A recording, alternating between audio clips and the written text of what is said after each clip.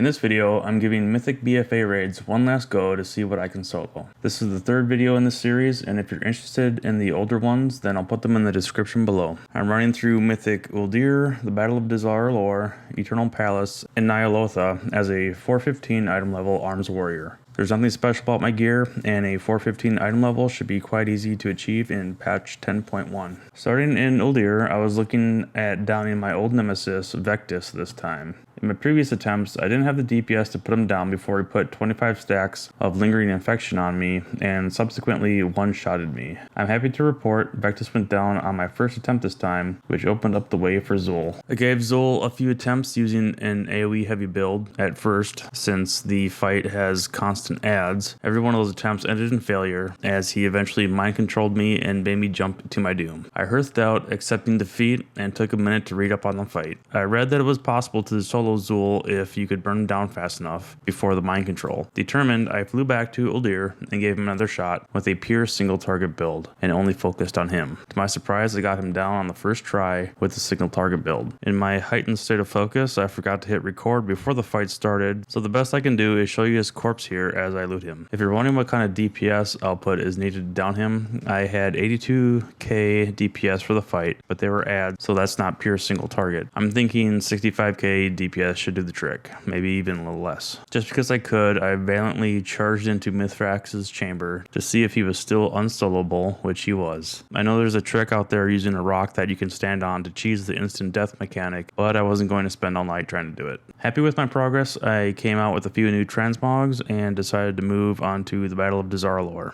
Previously, I was unable to get past the first boss on Mythic because of the healing the adds did if you didn't kill them fast enough. Fortunately this time, I had the DPS to kill the first set of healers, which afforded me enough time to down the boss before the next group of healers came out. And with that, I was finally able to break into Mythic BDA. Next up was Grong. Nothing was particularly tricky on this fight. He just had a lot more HP, and I was able to get him down the first go. I'm happy to report the huge dinosaur shoulders dropped for him, so I'm all set with the transmogs I need from him. I moved on to the Jadefire Masters, who once again didn't prove to be too difficult. Took me a minute to figure out I needed to bring a blue orb to the barrier to be able to kill it, but even with that confusion, the fight was still easy. I didn't have high expectations for opulence, since I knew I would have to fight him with the 200% buff, but I gave him a couple tries anyways. As expected, as soon as he began channeling Whale of Greed, he destroyed me. The first tick did 123k damage to me, and it progressively hits harder with each tick. That was okay. I made good progress in the raid and grabbed a few more transmogs and headed off to the Eternal Palace. I blew through Commander Savara again, and this time I never dropped below 50% health. Blackwater Behemoth was again extremely easy, so easy in fact that I didn't even bother recording the fight to not bore you. I strolled over to Radiance of Ashara and danced around some tornadoes for a couple minutes before he died. Now I was back to Lady Ashvane, which is where I was stuck previously. I had a few more strats to try out to see if I could make some progress. I slightly modified my single target build so that I could pick up Bladestorm. This wasn't for the damage Bladestorm did, but as a additional way to avoid Briny Bubble along with Berserker Rage. This worked out well, and I was able to knock out her first shield to do damage to her health. When she brought up her shield for the second time, I was unable to bring this one down, and at this point there were so many bubbles and coral on the ground that I was just getting overwhelmed with damage. So progress was made, and I think I could eventually get her down with another 10 or 15 item levels worth of DPS. I called it quits on Lady Ashvane and went to meet my old friend Rathian in Ny'alotha.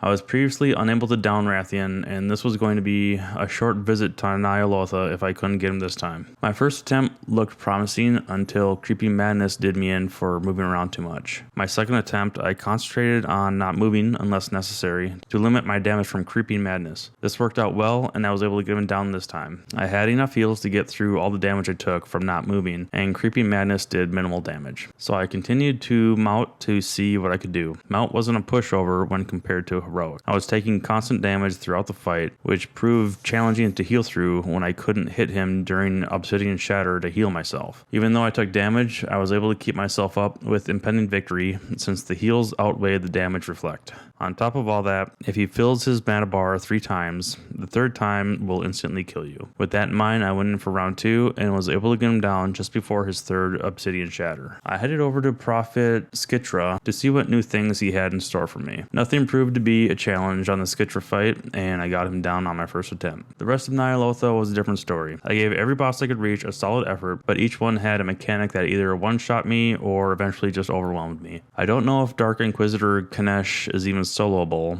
with having to bounce around the Void Orb. That seems like a 2-person job. For Tekris and Khazir, it just got to the point where there were so many bugs hitting me that it was a death by 1,000 cuts. Not to mention the fight was super long, and you have to kill them both within a time window. And that concludes my adventures with soloing Mythic BFA raids. By the end of Dragonflight, I might be able to get a few more bosses down. I've heard rumors that Blizzard was going to make some old raid fights easier to solo, like Mithrax that has an instant kill, but I'm not sure how true that is. It would be nice to be able to collect all the old raid sets for transmogs though. If you've always wanted to try soloing some of these old raids, then I think patch 10.1 is a great time to give it a go. Don't forget to subscribe for more World of Warcraft content, and until next time, take care.